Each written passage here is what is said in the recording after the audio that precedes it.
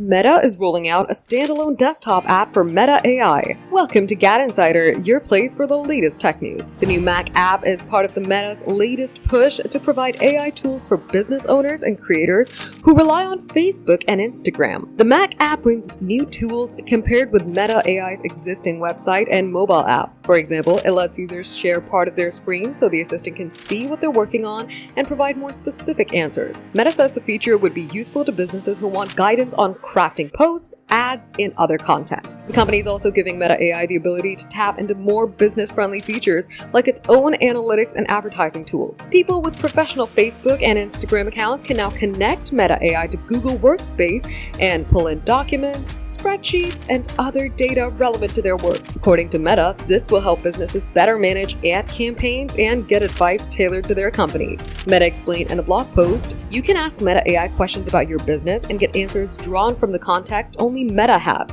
like your account engagement and ad performance. Beyond your own accounts, you can get publicly available insights about comparable brands and how they're building their presence on Meta." With this, Meta's trying to pitch its AI tools to the millions of people who use its app to run and market their businesses. The company also released an AI coding agent that's cheaper than competing products.